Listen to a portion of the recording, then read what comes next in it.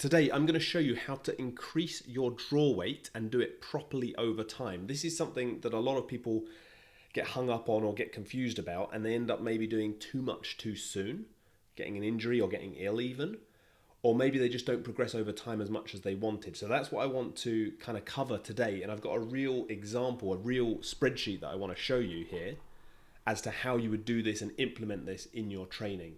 Before we do though, if you haven't already, we'll just take a little pause. You need to go to my website, onlinearcheryacademy.com, and put your email address in here to get my completely free weekly tips email. Every Friday I send this out. So I write this, send it out to everyone. I think there's about 8,000 archers worldwide now read this email, but essentially I'll send some tips out. Sometimes I'll do a special edition on one topic where I kind of do a deep dive. Really great, completely free. If you haven't joined it already, I don't know what you're doing. So I'll give you a minute to join that. And now let's get into the spreadsheet, because there's quite a couple of things that I want to kind of get into today. There's a few main principles. I know the spreadsheet's there. Let me just get rid of it so that it's not too confusing. There's a few main principles that I want you to bear in mind. To increase your draw weight, you need, the most important thing is how you're going to progress over time. Progressive overload. If you do the same thing one week, and then the same thing the next week, and then the same thing the next week, you won't be able to increase your draw weight. You won't get any stronger. So you need progressive overload. The other thing is you need enough recovery. You don't want to overdo it too quickly, and definitely don't want to get injured. And then finally, the other thing that you need is 2 separate types of training. And what I mean by that is within different rep ranges. So just bear that in mind. And now we're going to get into the weeds a little bit as to what that looks like. So on this spreadsheet, don't worry too much about everything for now. I'm going to zoom in just to make it a bit clearer, and also to get rid of some of the other part of it, so we can just focus on this part for now. This is week 1. Let's take an archer, so you can put your own numbers in this spreadsheet, but let's take an archer here that, for example, your weekly arrow volume, 400 arrows in a week, and your average shot time from raising the bow to releasing is 8 seconds. Let's just take that as an example. And here we've got some average shot times from a previous video I did. We've taken Steve Weiler's average shot time in this example of 8 seconds, but you can see this varies quite a lot. Steve has 8 seconds, Kim Jae-Juk has 5 seconds, same as Ansan, and then Gabby Schlosser 6.5 seconds. So this varies, and this will come into, we'll talk about this a little bit later. So 400 arrows, 8 seconds. And you'll see I've put the number of arrows here and the poundage. What we want to do, I mentioned about progressive overload. If you want to increase your draw weight, you want to basically do more each week so that your body has to adapt. But you don't want to do too much that you get injured. So we've got our arrows here, and what this spreadsheet handily does is it basically adds 10% each week. So you'll see 440 from 400. So it adds 10% of your arrow volume and then neatly divides that over the number of days you're shooting.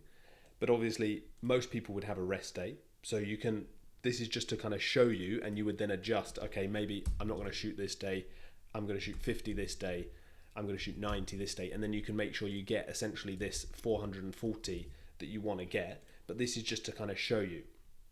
Now, with this, you get this extra 10% each week. So week 2, 484, 532, 586, and this is just an example, because realistically, you won't be able to just increase 10% every week of shooting volume because you don't have enough time. Not everyone can do that, and you'll reach a point where you just simply couldn't do that anyway, even if you physically had enough time. So this is where the bow training comes in. This is really important, and when I mentioned earlier about 2 separate types of training, this is what I was talking about.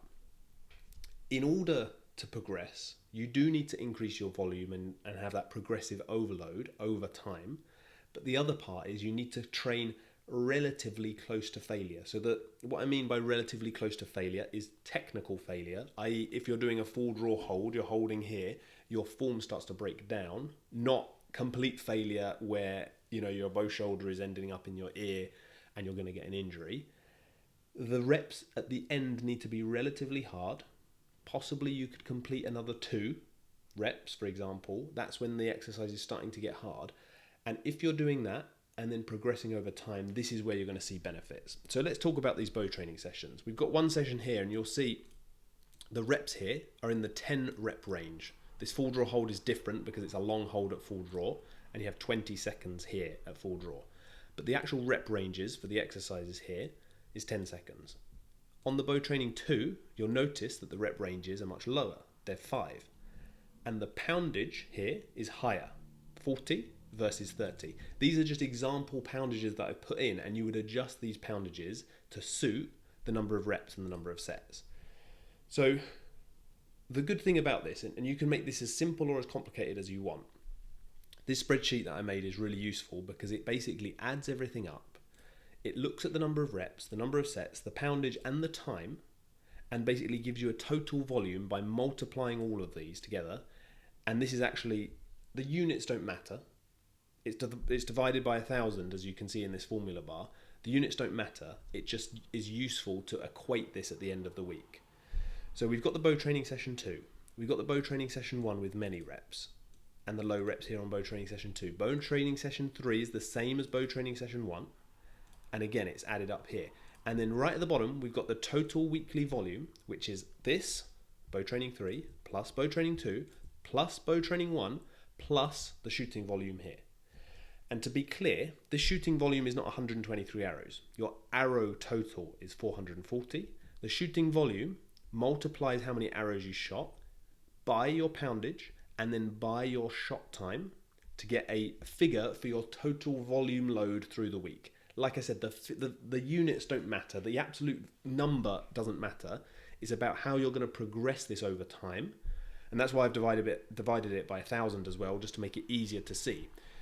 As an interesting fact here, you can see that a bow training session here is a decent amount of your total weekly volume. You can see your shooting volume is 123 and your bow training is basically a fifth of that. But this bow training session probably takes about 20 minutes, 15 minutes, whereas your shooting over the week takes much longer. So this shows how useful it is to use the bow training to basically increase your draw weight, because without doing this, you're going to run into a brick wall. Most people can't train that much and they're not going to be able to get the arrow volume in just by shooting. So we add all these together and we get out total weekly volume, and I've handily put it in here into a weekly arrow equivalent. So you'll see here, you're shooting 440 arrows of actual shooting, then you're doing your bow training sessions here, and the spreadsheet works this all out and it comes to a weekly arrow equivalent of 700 arrows. And then we go across and week 2 is 745 arrows, 793. So this is the overview of the spreadsheet that I wanted to give. And now, if we zoom out as well, you can see, in real life this isn't what it looks like, but you can see here that there's a chart that shows your basically volume over the weeks, and it's increasing here. So the reason I wanted to make this is because it's easy for people to put in their own numbers, and you can basically adjust it as you go along. Now I want to give you this is the most important part.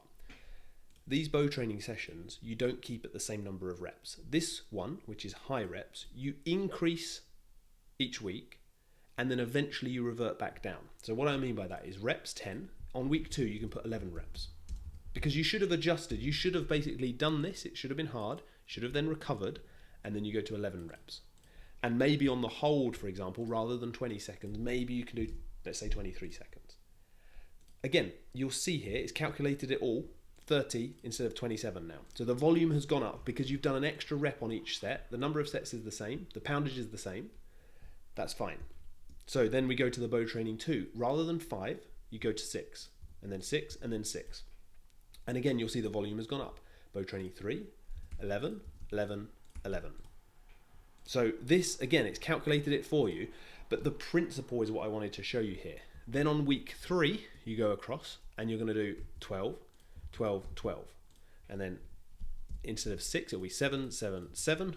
And then here, instead of 10 again, it'll be 12, 12, 12. And maybe by this point, it might be 25 seconds at full draw. And on this one, it might be, instead of 15 seconds at full draw, it might be 17 seconds at full draw. And this one, again, might be 25, I think, by this point. So 23 and 25. I'm just putting the numbers in. The important thing is the progression. And you can see, now that we've adjusted those weeks, you can see it's a much steeper increase. And then week 4, a slight decrease here. But this is really useful to look at and plan your progression. What you would then do on week 4, as you can see here on week 4, you would actually go back down to the 10 reps.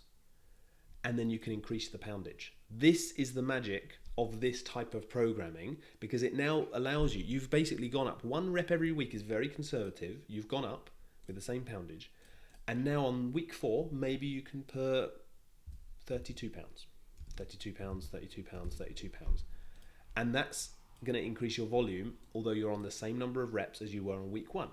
And you just repeat this basically. On here, yes, you're down to 5 reps, but maybe you do 42 pounds here, 42, 42, 42, for example. You can also do the same at the top of the spreadsheet. This is why I've put arrows and poundage here, because you might shoot 440 arrows one week, and maybe the next week you're going to put your poundage up. Maybe you get new limbs and you put your poundage up, and now you shoot 37 pounds.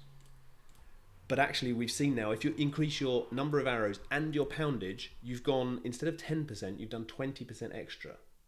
10% is a good rule of thumb to avoid injury. So the fact that you've done 20% extra might ring some alarm bells, and you might think, actually, I want to keep this to 440, so I'm going to adjust these numbers down. I'm going to reduce the number of arrows that I'm shooting to keep my kind of shooting volume essentially here. The shooting volume, rather than 143 to 123, we're going to reduce that down. So this is where it's really useful. The key concept that I want to show you this. So this is actually a good segue. This spreadsheet I'm going to put on my community, and I do actually want to talk about my community here. So if you haven't already, you need to go to members.onlinearcheryacademy.com and you need to join my community. So for just £3.99 a month, you get exclusive access to loads of Q&As, technique guides, exclusive videos from me. Also, this spreadsheet I'll be putting in my community so anyone can download it and use it in their training. But you also get so much more. You get access to loads of technique guides like I mentioned. You can ask questions in Q&As that I'll then answer. After this video, I'm going to do that as well. But also, if you want to, you'll see here there's a one-to-one coaching thing. I'm not going to show you because this is people's private coaching areas. You can get coaching from Steve Weiler and Alec Potts in this community if you upgrade your membership, and you can basically upload your videos to them. They'll review your videos.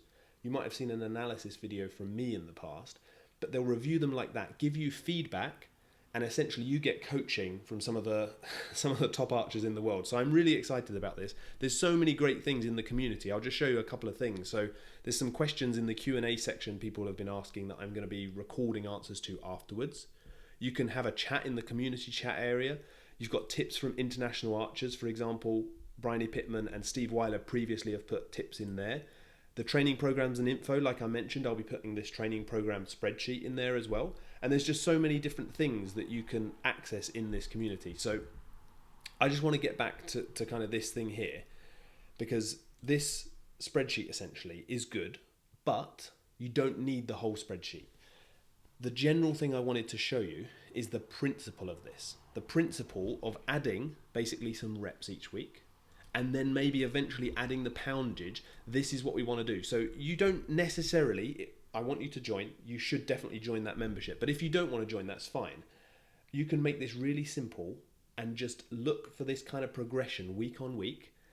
And then you drop down the number of reps and then increase the poundage. This is why people don't increase their poundage and they're not able to maintain it, because they'll either go from 35 pounds to 40 pounds in 1 week, and they don't have any idea of how much of a jump that is. Let's say we go to 40 pounds 1 week, like this, from 35 pounds, and let's just put these at 63 because we're here, and they've just jumped massively in terms of their volume. And they do this and then they wonder why they've maybe got an injury. They can't expand through the clicker, that sort of thing. So it's really important to do it moderately, but progress in a clever way so that you basically can increase your poundage. So this is what I wanted to show you today. I'd love to hear in the comments any questions you've got about this spreadsheet, any questions as to how you would do this in your training, and maybe I can do like a follow-up video in the future as well. Like I mentioned, if you haven't had a look at that community, you definitely need to do that. And also, before I forget, you need to check out my Online Archery Academy video courses. So go to courses.onlinearcheryacademy.com, and we want to go here.